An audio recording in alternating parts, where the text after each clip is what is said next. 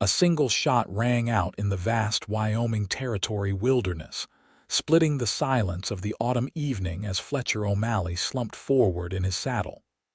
Blood seeped through his fingers where he clutched his side, the pain sharp enough to make his vision blur. 3 days of relentless pursuit had finally caught up to him, but it wasn't the bullet that worried him most, it was staying conscious long enough to reach someplace safe. The year was 1878, and the promise of a new life had turned into a desperate fight for survival. Fletcher had left behind a failing ranch in Texas, after drought had claimed nearly everything he owned. The cattle drive north had been his last chance at a fresh start, until the rustlers attacked their camp near the Medicine Bow Mountains, killing his trail companions and leaving him for dead after he'd managed to shoot 2 of them. Now the remaining bandits were determined to finish what they'd started. "Just a little further, Domino," he murmured to his black and white paint horse, the animal's sides heaving with exertion. The loyal mount had carried him through 3 states and countless miles, becoming the only friend Fletcher had left in the world. "We'll find somewhere to rest soon." The setting sun cast long shadows across the rolling landscape, painting the hills in fiery hues of orange and crimson. Ahead, nestled in a small valley, Fletcher could make out what appeared to be a modest homestead, a cabin with a thin wisp of smoke curling from its chimney. Hope flickered in his chest, but experience had taught him to be wary of strangers. Still, he had little choice. The bullet had torn through his side, and while it hadn't hit anything vital, the blood loss was making it increasingly difficult to stay upright. The bandits would be close behind, having tracked him since he'd escaped their ambush earlier that day. Fletcher's eyelids grew heavy as he guided Domino toward the homestead. Each hoofbeat sent waves of pain through his body, and he found himself drifting in and out of consciousness.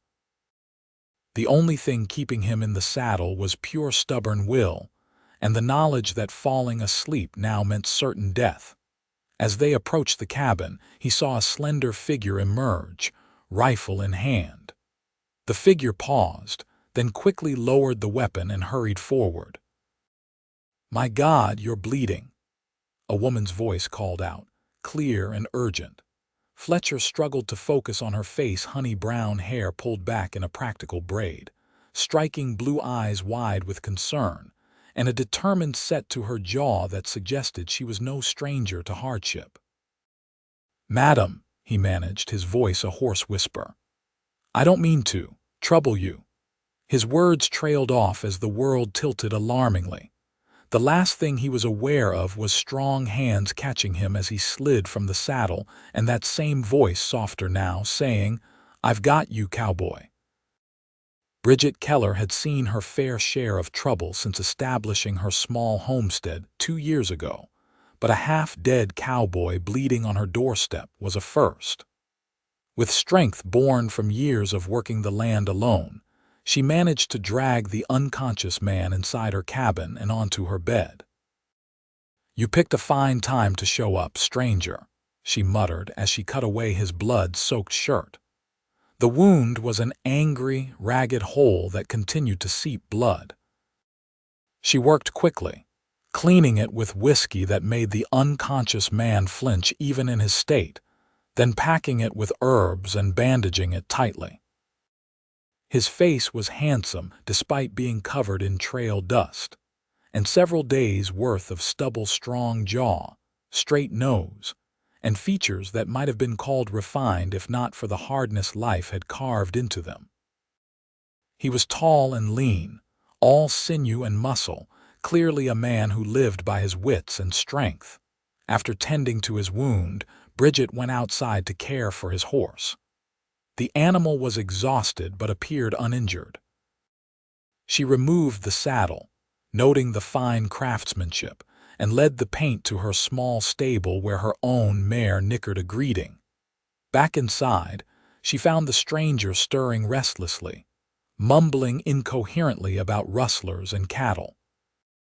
Fever had set in quickly, which wasn't surprising given his condition.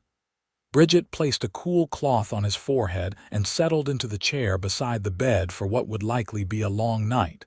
"You're safe now," she told him, though she wasn't sure he could hear her. "Rest."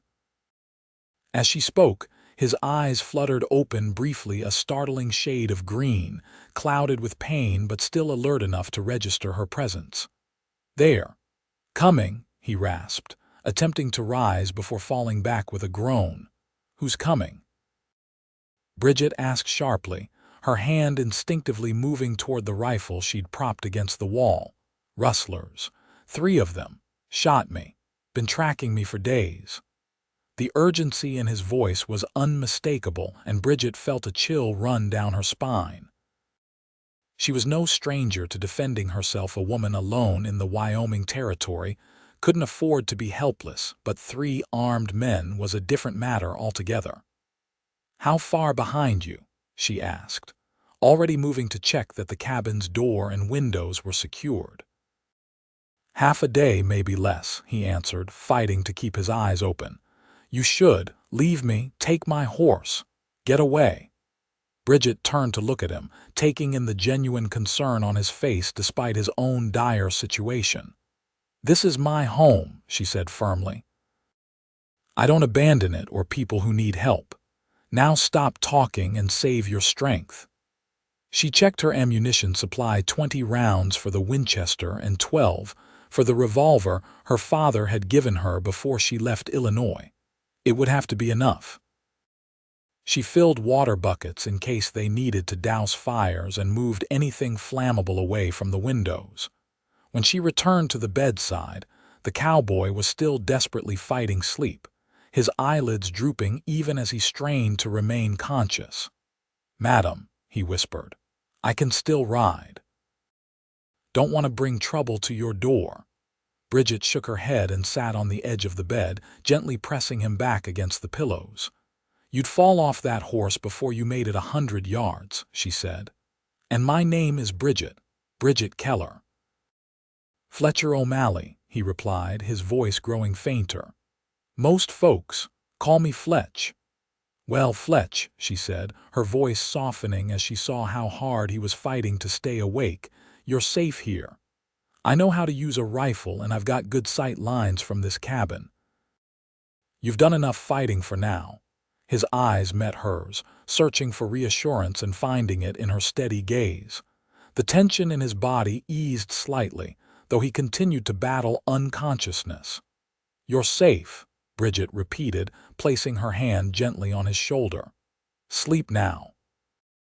Something in her voice, confidence, perhaps, or simple human kindness, finally reached him.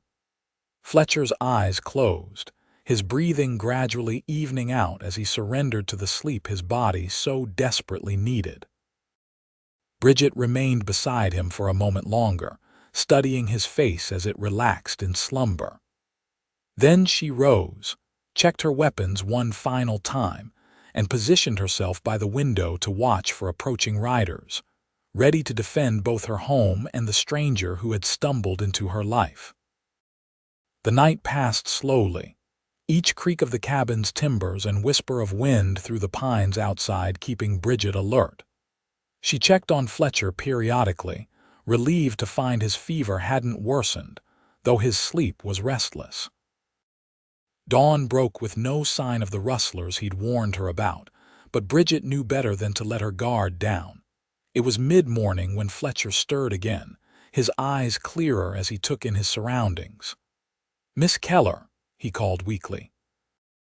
Bridget moved quickly to his side, offering him water which he drank gratefully. "Just Bridget is fine," she said. "How are you feeling?" "Like I've been trampled by a buffalo," he admitted with a grimace. "But alive thanks to you. The bullet went clean through," she told him. "You were lucky. Another inch to the right and we wouldn't be having this conversation." Fletcher attempted to sit up, wincing at the pain but managing to prop himself against the headboard. "No sign of them yet. Not yet. But that doesn't mean they won't come." Bridget hesitated, then asked, "Who are they, and why are they so determined to kill you Fletcher's expression darkened. "They call themselves the Blackwell Gang. Small-time rustlers working their way north from Colorado. They hit our cattle drive 3 days back, killed my trail partners while they slept." His hands clenched into fists. "I managed to take down 2 of them before they got me, but the other 3, they're not the kind to let anyone walk away who can identify them." Bridget absorbed this information, her face grim. "How many head of cattle did they take?" 50. "All I had left after selling my ranch in Texas." Fletcher's voice was bitter. "My last chance at starting over. Why come north? Texas has plenty of ranching opportunities." "Drought," he replied simply. 3 years of it turned my land to dust. Cattle were dying faster than I could sell them. Wyoming seemed like the answer: good grazing land, plenty of water." A humorless smile crossed his face. "So much for that plan," Bridget nodded, understanding all too well. "This land can be generous one moment and cruel the next." She moved to the stove, stirring a pot of simmering broth. "You need to eat something. Get your strength back." Fletcher watched her move about the cabin, taking in details he'd been too weak to notice before. The space was small but tidy, with practical furnishings and a few unexpected touches: books stacked neatly on a shelf, a hand-stitched quilt on the bed, dried wildflowers in a jar on the table. It spoke of someone making a real home, not just a place to sleep. "You're here alone?" he asked as she brought him a bowl of broth. "For 2 years now," Bridget confirmed. "My father died on the journey west. Fever took him in South Pass. I decided to claim the land we'd set out for anyway. That's no small feat for anyone, let alone a woman on her own." Bridget's chin lifted slightly. "I manage, got 10 acres under cultivation, 6 head of cattle, some chickens, and my mare. It's not much, but it's mine." Fletcher nodded appreciatively. "I didn't mean any disrespect, Miss Bridget, just the opposite." A slight flush colored her cheeks. "None taken. Now eat your broth before it gets cold."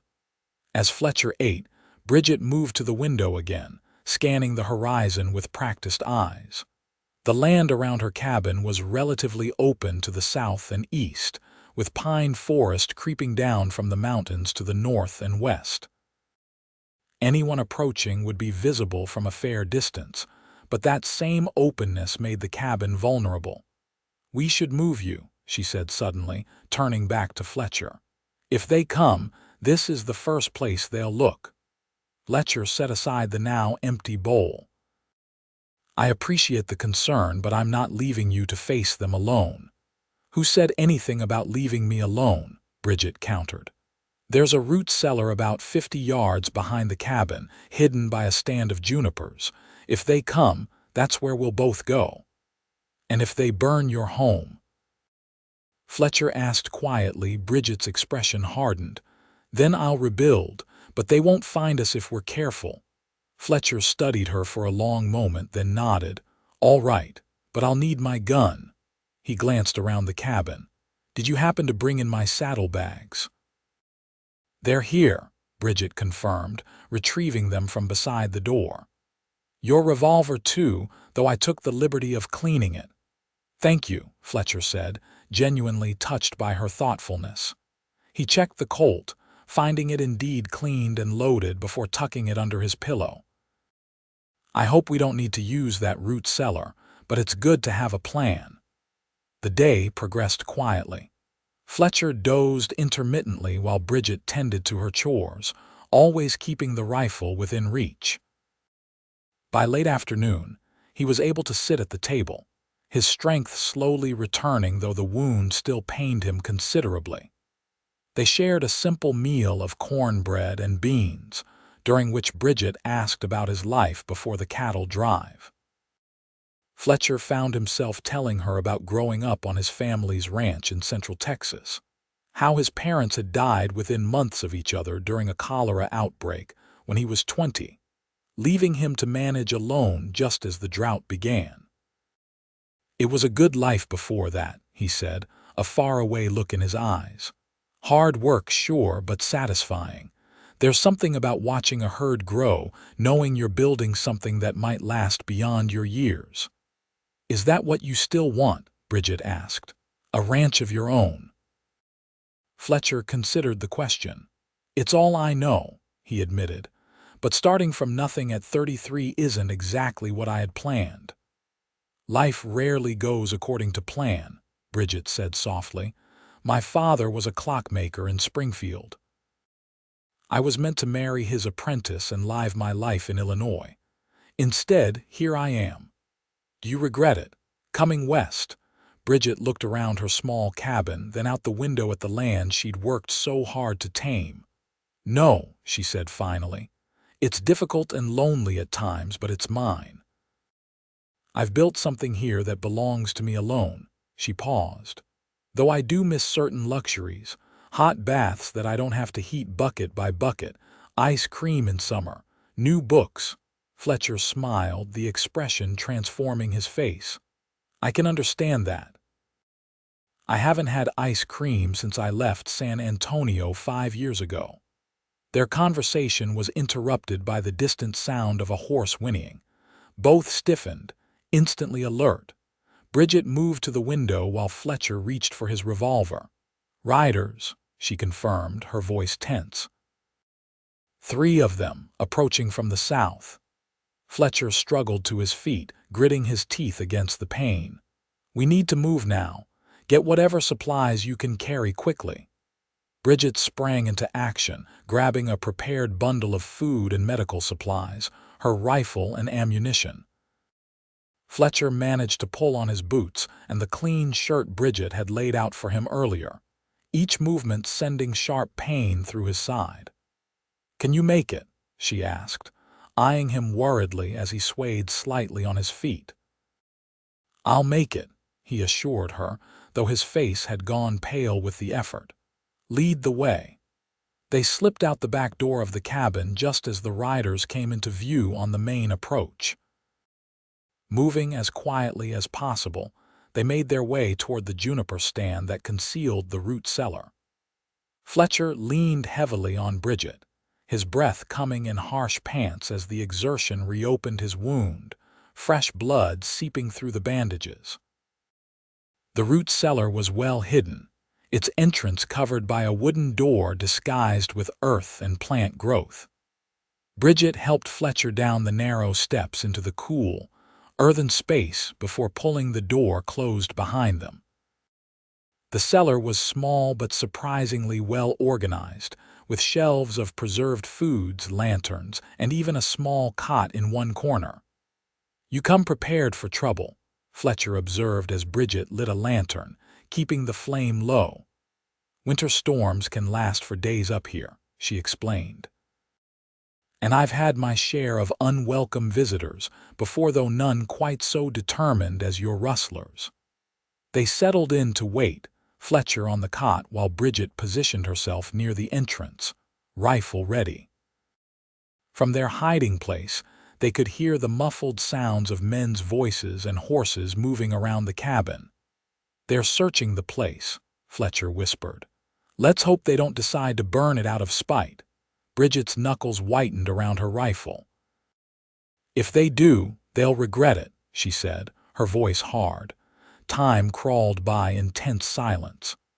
The rustlers' voices occasionally grew louder, suggesting arguments about what to do next. Eventually, they heard the distinct sound of men remounting horses. They might be setting up watch, Fletcher warned. We should stay put until we're sure they're gone. Bridget nodded in agreement, though her expression revealed how difficult it was for her to remain hidden while strangers invaded her home. They waited another hour, straining to hear any movement outside, but the only sounds were the natural ones of the forest. I need to check, Bridget finally said, unable to bear the uncertainty any longer. Stay here. Fletcher caught her wrist before she could rise. It's too dangerous. If they've left someone to watch. I know how to move through these woods without being seen, she assured him. I won't go near the cabin, just close enough to see if they've gone. Reluctantly, Fletcher released her, Be careful, these men have nothing to lose.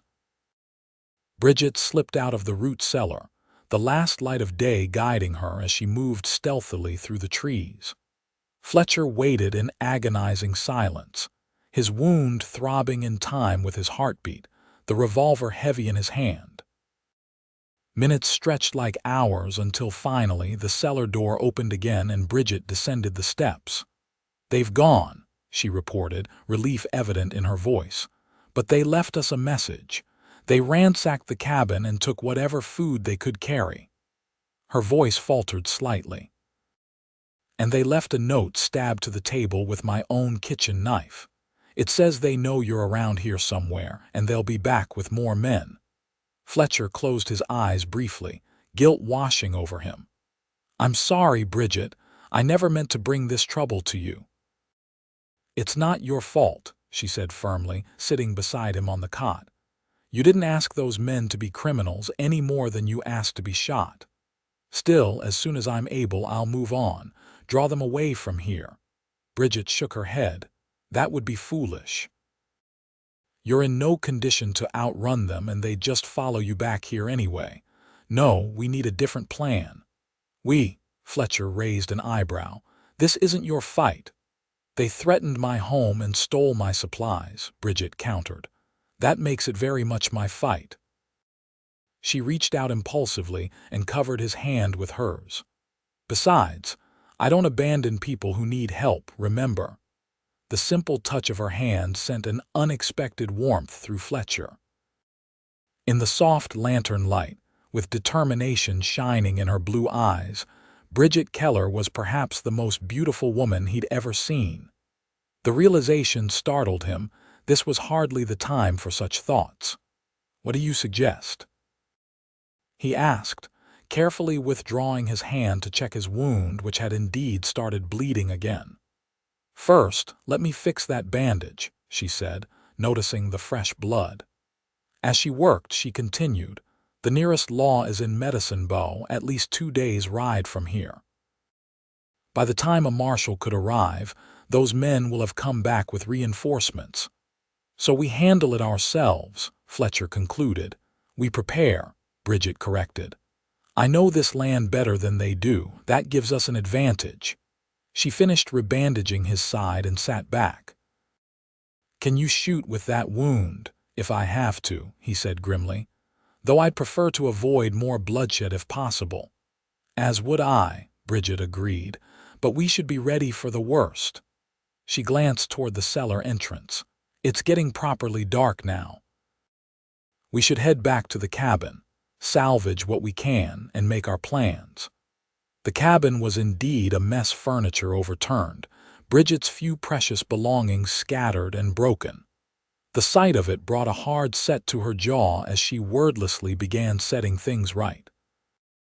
Fletcher helped as much as his injury allowed, righting the overturned table and gathering the scattered utensils.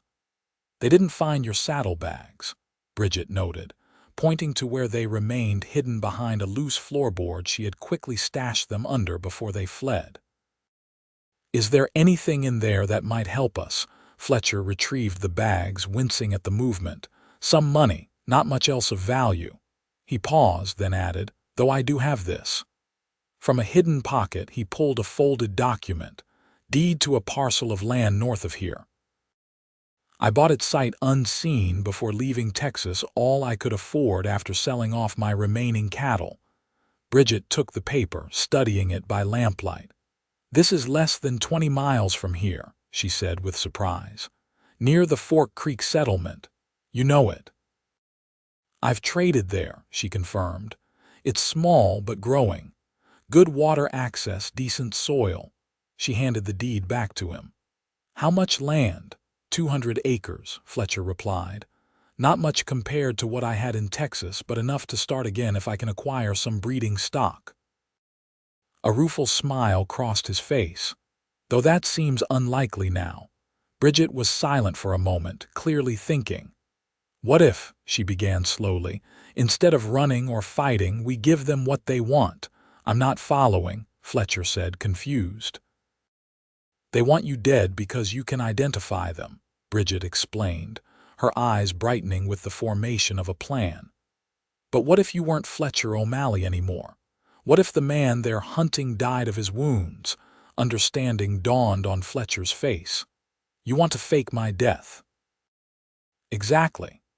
We create evidence that you died and I buried you. They have no reason to return, and you get a chance to start over just under a different name. It was a bold plan with significant risks. If the rustlers discovered the deception, both of them would be in greater danger than before. Yet if it worked, it could succeed, Fletcher acknowledged. But it means you'd be harboring a supposedly dead man. That's a lot to ask. You wouldn't stay here, Bridget clarified. Once you're well enough, you'd go to your land near Fork Creek, begin building your new life there. She hesitated, then added, though perhaps we could maintain a connection as neighbors. The suggestion brought another unexpected surge of warmth to Fletcher's chest. The idea of settling nearby, of seeing Bridget regularly, was surprisingly appealing. I'd like that, he said softly. They spent the next hour outlining their plan. Come morning, they would create a grave on Bridget's property, complete with a wooden marker. If the rustlers returned as promised, Bridget would inform them that the wounded man had died during the night and she had buried him, having no way to preserve the body in the autumn heat. She would even offer to show them the grave as proof. It's risky, Fletcher admitted as they finished. These men aren't likely to take your word for it. That's why we'll make it convincing, Bridget assured him. I'll have your bloody shirt torn by the bullet. And I'll move your horse to my neighbor Thaddeus Campbell's property 5 miles west. He owes me a favor and won't ask questions for a few days. Fletcher studied her with growing admiration. You've thought of everything. Not everything, she admitted, but enough, I hope. They worked until late into the night, preparing for the deception. Fletcher found himself increasingly aware of Bridget, the subtle scent of lavender that clung to her clothes, the graceful efficiency of her movements, the way the lamplight caught in her hair. Despite the danger they faced, despite his pain and exhaustion, he felt more alive than he had in years. When they finally stopped to rest, the cabin restored to some semblance of order, Bridget insisted Fletcher take the bed while she would sleep in the chair. You need proper rest to heal, she said when he protested. I've slept in worse places than my own rocking chair. Too exhausted to argue further, Fletcher settled onto the bed, watching as Bridget draped a blanket over herself in the chair nearby, her rifle propped within easy reach. The domestic scene, however temporary and born of necessity, stirred something long dormant within him. A yearning for home, for connection, for someone to share the burden of living. Bridget, he said softly, just as she was about to extinguish the lamp. Yes. She looked up, her face softened by the golden light. Thank you, not just for saving my life, but for... He struggled to find the right words, for giving me hope that there might be something worth fighting for again. The smile that spread across her face was like sunrise breaking over the mountains. Get some sleep, Fletcher. Tomorrow we begin your new life. With that, she blew out the lamp, plunging the cabin into darkness. Fletcher closed his eyes, the pain in his side a distant concern compared to the unfamiliar feeling taking root in his heart. Dawn came too quickly, the first rays of sunlight filtering through the cabin's small windows. Fletcher woke to find Bridget already up and moving quietly around the kitchen area. The smell of coffee filled the small space, along with something cooking that made his stomach rumble appreciatively. You're awake, she observed, turning at the sound. How are you feeling? Fletcher sat up carefully, testing the wound. The pain was still present but less sharp, more of a persistent ache. Better, he reported. Whatever herbs you used seem to be working. My mother's remedies, Bridget explained, bringing him a steaming cup of coffee. She learned them from a Cherokee woman back in Illinois. I've added a few of my own discoveries since coming west." She gestured to his bandaged side. "I should change that dressing after breakfast." They ate quickly cornmeal mush sweetened with the last of Bridget's honey, which the rustlers had overlooked in their ransacking. As they ate, they finalized their plan for the day.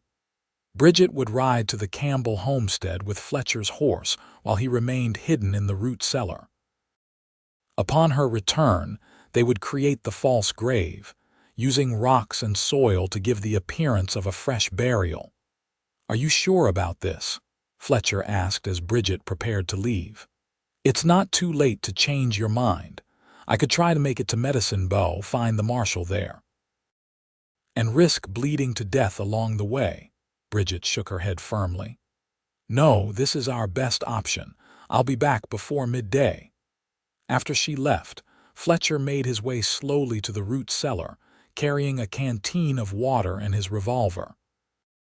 The morning was clear and cool, with a breeze that carried the scent of pine from the nearby mountains. Under different circumstances, it would have been a perfect autumn day. In the dim confines of the cellar, Fletcher found himself thinking of Bridget, her courage, her resourcefulness, the life she had built here alone. She was unlike any woman he had ever known, combining practical frontier skills with an unexpected softness that emerged in quiet moments. The thought of settling nearby, of building something new while knowing she was just a short ride away, was increasingly appealing. But first, they had to survive the immediate threat. True to her word, Bridget returned before the sun reached its zenith. Together, they chose a spot for the false grave at the edge of her property, partially shaded by a gnarled juniper tree. They worked methodically, piling rocks to create the illusion of a burial mound, then covering it with fresh earth. Fletcher fashioned a simple wooden cross, into which he carved the initials FO and the current date. "It looks convincing," Bridget said when they'd finished, wiping sweat from her brow. She had smeared some of Fletcher's blood-soaked bandages onto her apron and hands to support her story of having tended to him as he died. "Let's hope it's enough to fool them," Fletcher replied, studying their handiwork. The effort had reopened his wound slightly, and he pressed a hand to his side, feeling fresh dampness on the bandage. "You're bleeding again," Bridget observed with concern. "We need to get you back to the cellar and change that dressing." They had just reached the cabin when the sound of approaching horses reached them. Fletcher froze, exchanging an alarmed look with Bridget. "It's too soon," she whispered. "They weren't supposed to be back yet." "Go inside," Fletcher urged, pushing her toward the cabin door. "I'll make it to the cellar. Stick to the plan." Bridget hesitated, clearly reluctant to leave him. "Be careful," she said finally, squeezing his arm before hurrying into the cabin. Fletcher moved as quickly as his injury allowed, reaching the juniper stand just as the riders came into view around the bend in the trail.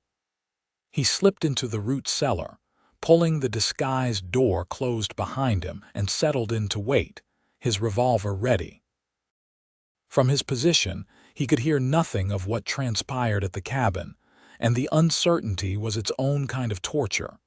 Nearly an hour passed before the cellar door opened, revealing Bridget's face, tight with tension but unharmed. "They're gone," she reported, helping him up the steps. "3 of them, as before. They seemed to believe the story, especially after I showed them the grave and your bloody shirt." She guided him toward the cabin, supporting some of his weight. "But they were asking a lot of questions about what you told me, whether you'd mentioned any specific locations or names." "Did they threaten you?" Fletcher asked, studying her face closely. "Not directly," Bridget admitted. "But their leader, a man called Hawkins, made it clear they'd be watching the area. Said something about making sure no one else comes looking for their property." Inside the cabin, Bridget helped Fletcher to the bed, then checked his wound, her hands gentle but efficient as she applied fresh herbs and a clean bandage. "They'll be back," Fletcher said grimly. "Maybe not tomorrow or the next day, but they will. Men like that don't leave loose ends." "Then we need to be gone before they return," Bridget decided. "Both of us." Fletcher looked at her in surprise. "Both. I can't stay here now," she explained, sitting beside him on the bed. "Even if they believe you're dead, they know I'm a witness. They may decide that's too much of a risk." Her expression grew determined. "Besides, I've been thinking about your land near Fork Creek." "What about it?" "It's good land, from what I've heard. Better water access than here, more protection from the winter storms." She met his eyes directly. "My homestead is 15 acres. Yours is 200. If we combined our resources." Fletcher stared at her, understanding dawning. "Are you suggesting a partnership?" "I'm suggesting it would be mutually beneficial," Bridget clarified. "You have land but no livestock or equipment." "I have 6 cattle, chickens, tools, seed for planting. Together, we might actually build something worthwhile."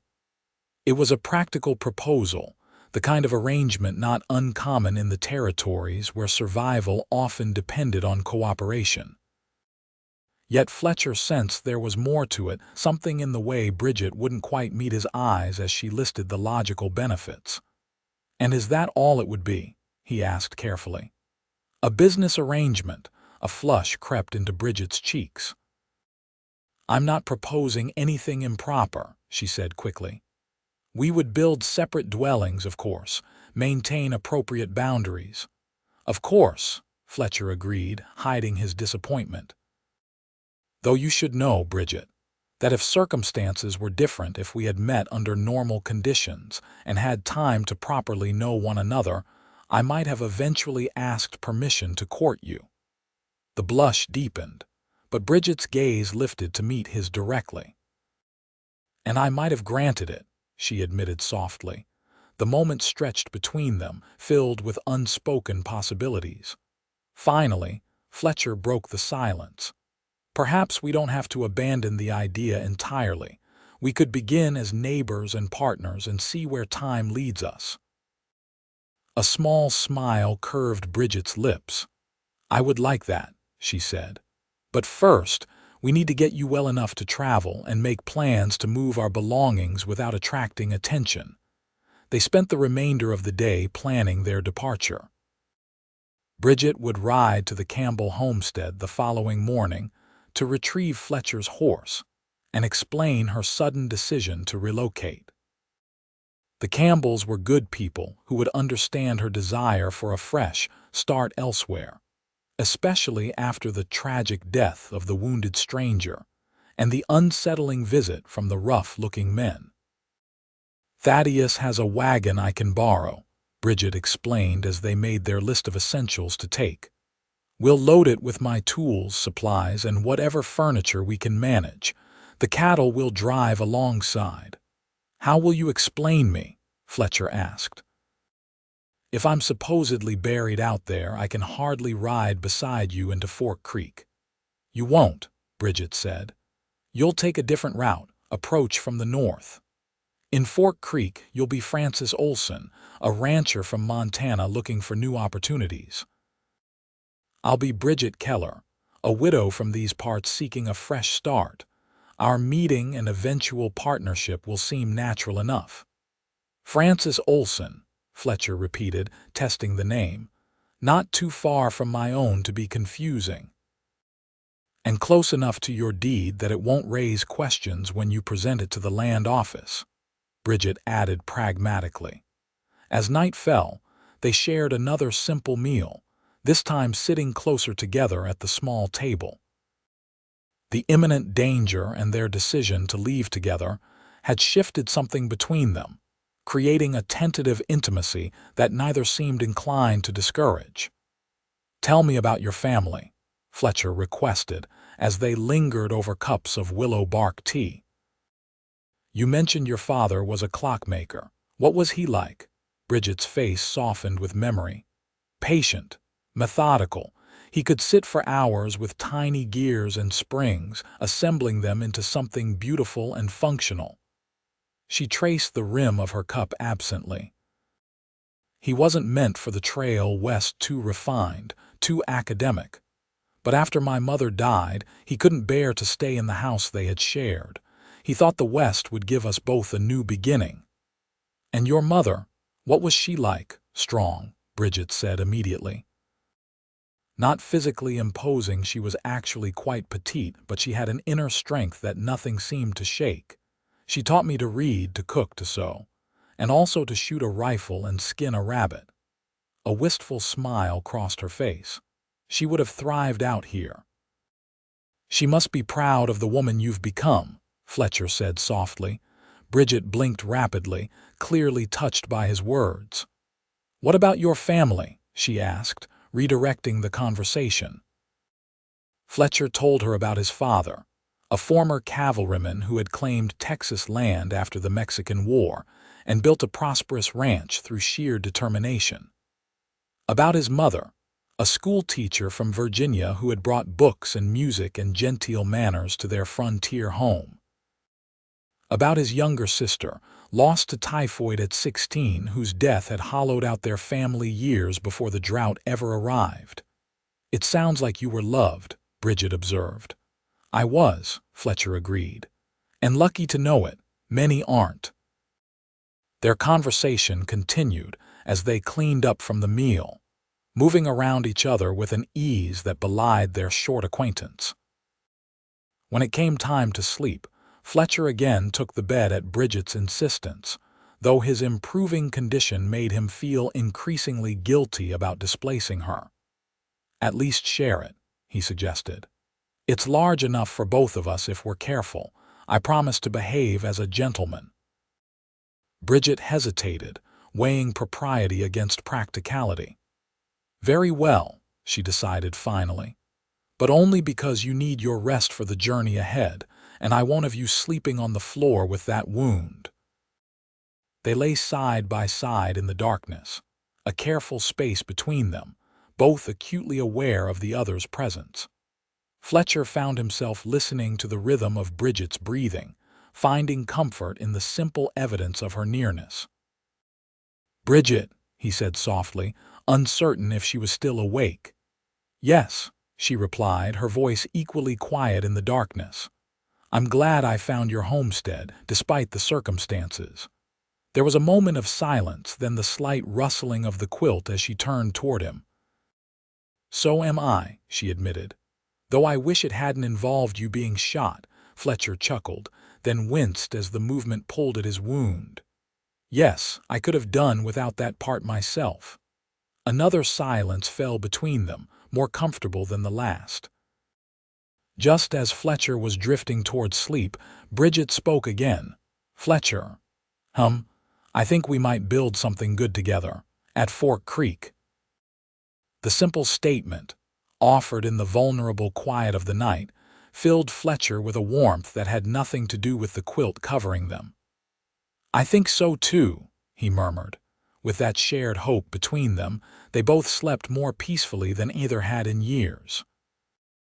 Morning brought clear skies and a sense of purpose.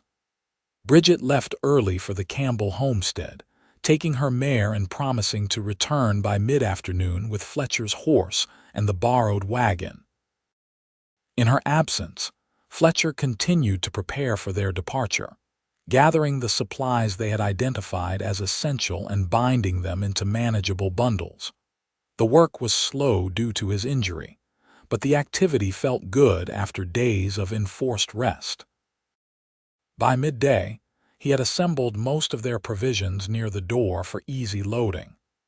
His side ached persistently, but the bleeding had stopped, and he could move with increasing freedom. Fletcher was just considering whether to risk a brief walk outside to check the perimeter, when he heard the unmistakable sound of approaching horses, too many to be just Bridget returning. His heart raced as he quickly gathered his revolver and moved to the window, keeping himself hidden as he peered out. 5 riders were approaching from the south, the 3 rustlers from before, plus 2 new men. All were armed, and from their posture and pace, they weren't making a social call. Fletcher's mind raced. Bridget wasn't due back for at least another hour. If she returned while these men were here, he couldn't risk it. He needed to lead them away, to create a diversion that would buy her time to realize the danger and escape. Moving quickly despite the pain in his side, Fletcher slipped out the back door of the cabin and into the cover of the juniper stand. From there, he had a clear view of the riders as they dismounted and approached the cabin. The leader, Hawkins, Bridget had called him, was a tall man with a shock of gray streaked dark hair and a distinctive scar running from his temple to his jaw. "Check the grave," Hawkins ordered one of the new men. "Roberts, Wilson, search the cabin. Carter, take the outbuildings." As the men dispersed to follow orders, Fletcher weighed his options. He was outnumbered and injured with limited ammunition. A direct confrontation would be suicide. But if he could create a distraction, draw them away from the main trail that Bridget would use to return. The decision made, Fletcher crept through the trees toward the small stable where Bridget kept her chickens and winter hay storage. It was far enough from the main cabin that the men wouldn't immediately connect any disturbance there with human activity. Once there, he worked quickly to pile hay and dry kindling in a corner, then used Bridget's flint and steel to strike a spark. The fire caught quickly, flames licking up the dry material. Fletcher slipped out the back of the structure and circled around toward the main trail, keeping to the cover of trees and brush. Behind him, shouts indicated the rustlers had spotted the smoke now billowing from the stable. "Fire," one called. "The stable's burning. Put it out before it spreads." Hawkins ordered. "Carter, Roberts, get water from the well." Fletcher used the confusion to make his way to a position overlooking the trail from a rocky outcropping. From here, he would be able to see Bridget's approach and somehow warn her before she rode into danger. The exertion had reopened his wound, and he could feel warm blood soaking through the bandage, but he ignored it, focusing instead on the trail below. Minutes stretched into a quarter hour as the rustlers fought to contain the fire, which Fletcher had deliberately set to burn hot but not spread beyond the stable. Finally, the smoke began to thin, suggesting they had succeeded in extinguishing the flames. Soon they would resume their search of the property. Just then, movement on the trail caught his attention. Bridget was approaching, leading his paint horse beside her mare, the borrowed wagon following behind. She was still far enough away that the rustlers, occupied with the fire, hadn't spotted her yet, but that would change any moment. Fletcher needed to warn her, but calling out would reveal his position to the rustlers as well. Taking careful aim with his revolver, he fired a single shot into the dirt of the trail well ahead of her position. The sound echoed through the valley, causing Bridget to immediately rein in her horses. Below at the cabin, the rustlers reacted instantly to the gunshot. "Someone's out there," Hawkins shouted. "Spread out and find them." Fletcher fired once more, this time aiming at a dead tree near the trail, making sure Bridget could see where the shot came from. She did, her gaze snapping to his position on the outcropping. Even at this distance, he could see understanding dawn on her face as she took in the scene: the smoldering stable, the armed men now fanning out from the cabin. Without hesitation, Bridget turned the horses and began moving away from the homestead, back the way she had come. She was nearly out of sight when one of the rustlers finally spotted her. "There, on the trail," the man shouted, pointing. "After her," Hawkins commanded, already running for his horse. "She's the one we want." Fletcher's blood ran cold. They had never believed his death was real. They had been waiting for Bridget to return, planning to eliminate the final witness to their crimes. The grave inspection had merely been a pretense. As the rustlers mounted and began pursuing Bridget, Fletcher made his decision. Ignoring the pain that threatened to overwhelm him, he scrambled down from the outcropping and made his way to the cabin. Inside, he quickly located the Winchester rifle Bridget had left behind and all the ammunition he could find. Then, pushing through the agony in his side, he ran for the small creek that bordered the eastern edge of the property. The creek followed a winding path that eventually intersected with the main trail about a mile north of the homestead. If he could reach that point before the rustlers caught up to Bridget, he might be able to help her escape, or at least give her a fighting chance. The journey was the most physically demanding of Fletcher's life. Each step sent waves of pain through his body, and he could feel blood flowing freely down his side now. But the thought of Bridget falling into the hands of men like Hawkins drove him forward, forcing his body beyond its limits. He reached the intersection just as the sound of galloping horses approached. Taking cover behind a large boulder, Fletcher positioned the rifle and waited, his breath coming in ragged gasps. When Bridget came into view, riding hard with his paint horse still tethered to her mare, Fletcher felt a momentary surge of relief she was still ahead of her pursuers. As she drew near, he called out, "Bridget, here." She turned toward his voice, guiding her horses off the trail and toward his position. Her face was flushed with exertion, her eyes wide with fear and determination. "Fletcher," she exclaimed as she dismounted beside him. "You're bleeding badly." "No time," he gasped, gesturing toward the trail. "They're right behind you." As if to confirm his words, the thunder of approaching hooves grew louder.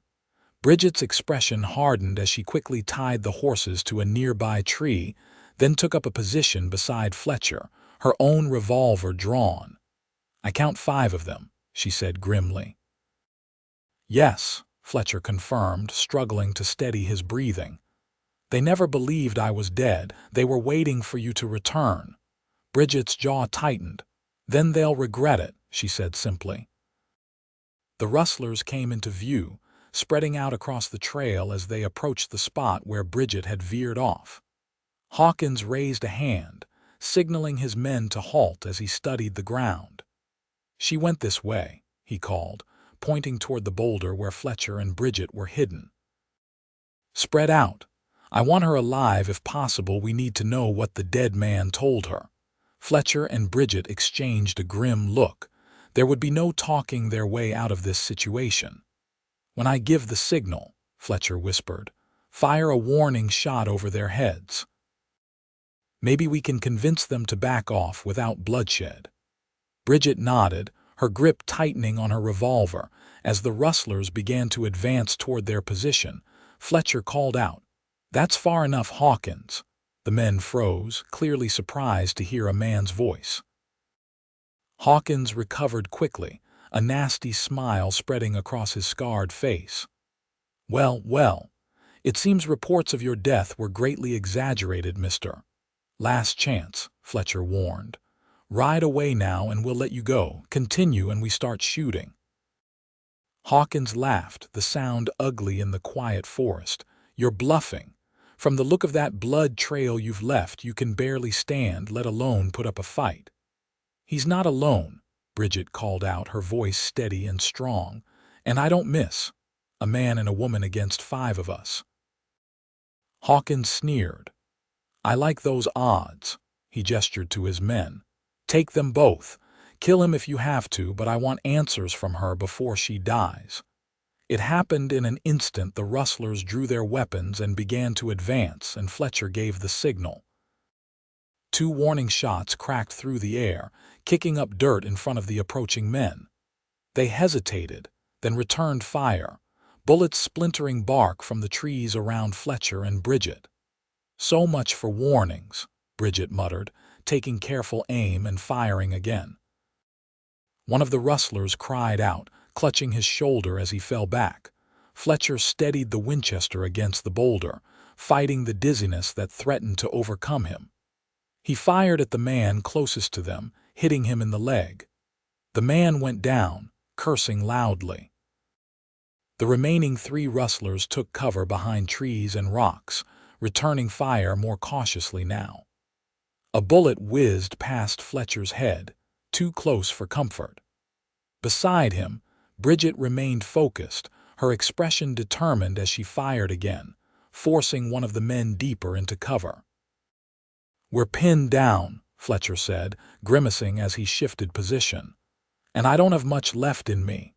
Bridget glanced at him, alarm crossing her face as she took in his pallor and the spreading bloodstain on his shirt. "We need to end this quickly," she agreed. "Do you see Hawkins?" Fletcher scanned the trees. "Behind the large pine about 40 yards out. The others are to his right, behind that fallen log." Bridget considered for a moment, then said, "I have an idea. Give me the rifle and cover me with your revolver. When I signal, lay down covering fire toward the log. I'll handle Hawkins." Before Fletcher could protest, Bridget had taken the Winchester and was moving along the edge of the boulder, finding a position with a clear line of sight to Hawkins' hiding place. Fletcher swallowed his concern, trusting her judgment, and readied his revolver. Bridget caught his eye and nodded once. Fletcher immediately began firing toward the fallen log, forcing the 2 rustlers there to duck down.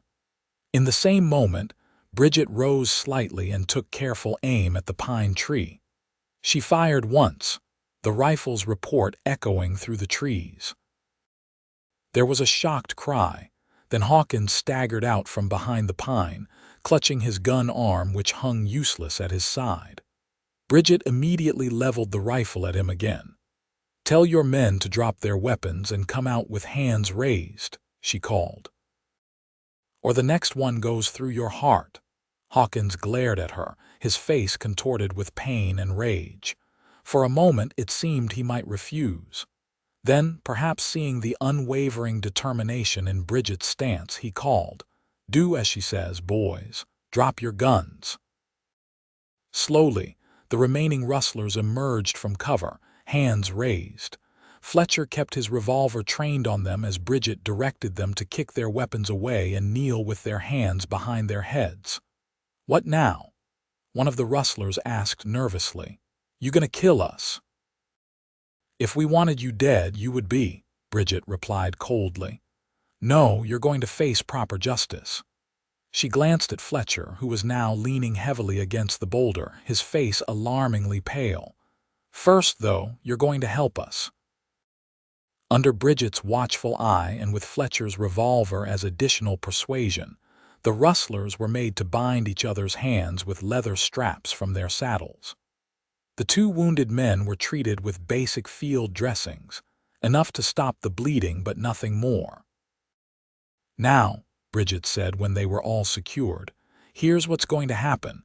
You're all going to walk ahead of us to Fork Creek Settlement. It's about 15 miles from here. Once there, you'll be turned over to the authorities." 15 miles on foot," one of the men protested. "With gunshot wounds. Would you prefer we leave you tied to a tree for the wolves?" Bridget asked sharply. "After what you've done, you should be grateful to be alive at all." Fletcher watched her with admiration despite his fading strength. This was a side of Bridget he hadn't seen before: commanding, unyielding, capable of controlling 5 dangerous men through sheer force of will. "Can you ride?" she asked him softly, moving to his side while keeping the rifle trained on their prisoners. "If the alternative is staying here, I can ride," Fletcher assured her, though in truth he wasn't certain. The blood loss was taking its toll, and the edges of his vision were beginning to darken. Bridget helped him to his feet, her concern evident as she felt him sway against her. "We need to get that bleeding stopped," she murmured, quickly tearing a strip from her petticoat to create a pressure bandage over his reopened wound. With the rustlers walking ahead of them, hands bound and under the constant threat of Bridget's rifle, they began the journey toward Fork Creek. Fletcher rode his paint horse, concentrating on staying upright in the saddle, while Bridget led her mare alongside, the Winchester never far from ready. The miles passed in a haze for Fletcher. each hoofbeat sending waves of pain through his body. Occasionally, Bridget would look up at him, her face tight with worry, and ask if he needed to rest. Each time, he shook his head. Stopping would only delay getting him the medical attention he desperately needed. By the time the small cluster of buildings that made up Fork Creek came into view, Fletcher was barely conscious, swaying dangerously in the saddle. Bridget called out for help as soon as they were within earshot, her voice carrying the unmistakable tone of urgency. Several men came running, taking in the unusual procession with surprise: a woman with a rifle herding 5 bound men ahead of her, and a badly wounded man on horseback beside her. "These men are rustlers and attempted murderers," Bridget announced clearly. "They need to be secured until the marshal can collect them, and this man needs a doctor immediately." The settlers reacted quickly, some moving to take custody of the prisoners while others helped ease Fletcher from his horse. As hands reached up to support him, Fletcher's last reserves of strength finally gave out. He felt himself sliding from the saddle, heard Bridget's alarmed cry, and then darkness claimed him. He woke to the sensation of a cool cloth on his forehead and soft bedding beneath him. Opening his eyes slowly, Fletcher found himself in an unfamiliar room, late afternoon light filtering through a small window. His side was heavily bandaged, the pain dulled to a manageable ache that suggested laudanum or a similar medication. "You're awake." Turning his head, Fletcher saw Bridget sitting beside the bed, relief washing over her tired face. She looked exhausted but unharmed, her hair loosened from its practical braid and falling in waves around her shoulders. "How long?" he asked, his voice hoarse from disuse. "Nearly 2 days," Bridget replied, reaching for a cup of water which she helped him drink. "The doctor wasn't sure you'd make it. You lost a tremendous amount of blood." Fletcher managed a weak smile. "Apparently I'm harder to kill than expected." "So it seems," she agreed, her own lips curving upward though her eyes remained serious. "Though I'd appreciate if you'd stop testing that theory. The rustlers, locked up in the blacksmith storeroom until the marshal arrives from Medicine Bow. He's expected tomorrow." Bridget settled back in her chair. "The settlement has been most welcoming. Dr. Miller treated your wound, and Mrs. Abernathy has offered us lodging in her boarding house until you're recovered." "And after?" Fletcher asked, studying her face. Bridget met his gaze steadily. "Your land is just a few miles north of here. I rode out to see it yesterday while you were sleeping. It's good land, Fletcher, better than I expected. There's a creek running through it, meadows for grazing, plenty of timber for building." "Our land," Fletcher corrected softly. "If you still want a partnership." A faint blush colored Bridget's cheeks. "I do," she confirmed. "Though after what we've been through, I find myself reconsidering the nature of that partnership." Fletcher's heart quickened. "Oh." "It seems to me," Bridget began carefully, "that we've already demonstrated our ability to work well together under the most trying circumstances. And life out here is uncertain enough without artificially maintaining appropriate boundaries between people who—" She hesitated, then finished, "who care for one another." Fletcher reached out, taking her hand in his. "Bridget Keller, are you proposing to me?" The blush deepened, but she didn't withdraw her hand. "I'm suggesting that we consider a more formal arrangement than merely being neighbors." "For practical reasons, of course." "Of course," Fletcher agreed, his eyes twinkling despite his weakened state. "Purely practical, nothing to do with any deeper feelings that might have developed." A smile broke through Bridget's serious expression. "Well, perhaps not entirely practical," she admitted, "but it would be improper for me to make any declarations when you're in such a vulnerable state." Fletcher chuckled, then winced as the movement pulled at his wound. "Then allow me to make one instead," he said. I know we've known each other only briefly, but in that time, you've saved my life twice, fought beside me against overwhelming odds, and shown more courage and integrity than most people demonstrate in a lifetime. I can think of no one I'd rather build a life with, Bridget. And while I may not be in a position to properly court you at the moment, I hope you'll give me the chance to do so once I'm back on my feet. Bridget's eyes shimmered with unshed tears. I think that can be arranged, she said softly. Though I warn you, I'm not easily impressed by conventional courtship. You'll have to be creative. I'm sure I'll think of something, Fletcher promised, squeezing her hand gently. After all, we have a ranch to build. There's nothing more romantic than constructing a home together. Bridget laughed, the sound brightening the room. I never imagined finding love would involve gunfights and outlaws, but I suppose that's the West for you. Love, Fletcher repeated, his heart soaring at the word. Bridget's expression softened. Yes, Fletcher, love. Though I'd appreciate if you didn't make me say it again until you're well enough to properly respond. Fair enough, he agreed, his eyes growing heavy as fatigue began to reclaim him. Will you stay while I rest? Always, Bridget promised, settling more comfortably in her chair without releasing his hand. Sleep now. I'll be here when you wake. With that reassurance, Fletcher allowed himself to drift back into healing slumber, no longer fighting to stay conscious. For the first time in years, he felt truly safe, not just physically, but in the deeper sense of having found where he belonged. Spring came to the Wyoming Territory with a riot of wildflowers, and the persistent green of new growth pushing through soil still damp from melting snow. On a ridge overlooking Fork Creek, a new homestead stood as testament to a winter of hard work and shared purpose. The main house was modest but sturdy, built of locally harvested pine logs with a stone chimney and a covered porch that wrapped around two sides. Nearby stood a barn, corral, and several outbuildings, all constructed with the same careful attention to detail. A small herd of cattle, now 20 strong, grazed in the meadow below, while chickens pecked contentedly in a fenced yard beside the house. On the porch, Fletcher O'Malley, now known to everyone in Fork Creek as Francis Olson, sat in a rocking chair, watching the sunset paint the distant mountains in hues of gold and crimson. His side had healed well, though it still ached when storms approached.